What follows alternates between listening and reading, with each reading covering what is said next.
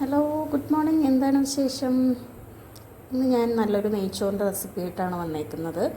അതിന് വേണ്ടിയിട്ട് സബോള, അതുപോലെ ഉണക്കമുന്തിരി, അണ്ടിപ്പരിപ്പ് ഇതൊന്ന് ഞാൻ ഓയിലിൽ വറുത്തെടുക്കുന്നുണ്ട് കേട്ടോ. സബോള ഇട്ട് കൊടുക്കുന്നുണ്ട്, നന്നായിട്ട് വഴറ്റി കൊടുക്കാം. ഇതൊരു ബ്രൗൺ കളർ ആവുന്ന വരെ നമുക്ക് വഴറ്റി കൊടുക്കാം. സബോള വറുത്തെടുത്തിട്ടുണ്ട്, നമുക്ക് ഇതിലേക്ക് അണ്ടിപ്പരിപ്പ് ഇട്ട് കൊടുക്കാം. കുറച്ച് മുന്തിരിയും കൂടി ഇട്ട് കൊടുക്കുന്നുണ്ട്.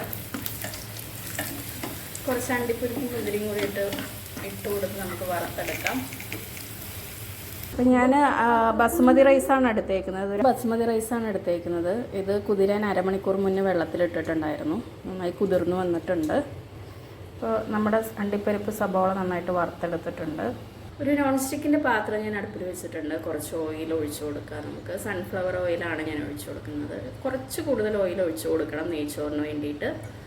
എന്നാലാണ് നമ്മൾ ചോറിനൊരു മയം കിട്ടുള്ളൂ. അപ്പോൾ ഓയിൽ നന്നായിട്ട് ചൂടായിട്ട് വന്നിട്ടുണ്ട്. നമുക്കതിലേക്ക് സ്പൈസസ് ചേർത്ത് കൊടുക്കാം.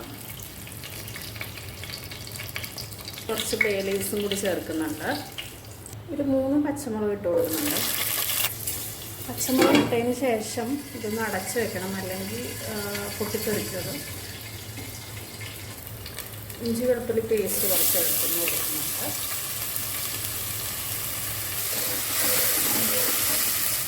ചെറുത് നന്നായിട്ട് വഴറ്റി കൊടുക്കാം. ഒരു സബോള അരിഞ്ഞ് വെച്ചത് നമ്മൾ ഇട്ട് കൊടുക്കുന്നുണ്ട്. ഒരു സബോള ഇട്ട് കൊടുക്കുന്നുണ്ട്. നന്നായിട്ട് വഴറ്റിയെടുക്കാം.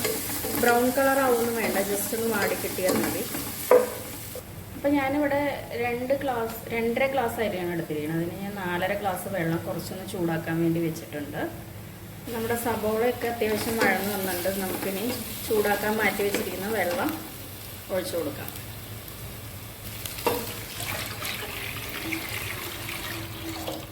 ആവശ്യത്തിനുള്ള ഉപ്പും കൂടി ചേർക്കാം.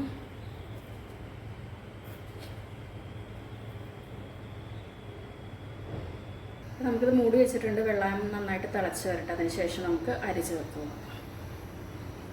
നമ്മുടെ വെള്ളം നന്നായിട്ട് തിളച്ച് വന്നിട്ടുണ്ട്. നമുക്ക് അരി കുറച്ച് ചേർത്ത് കൊടുക്കാം.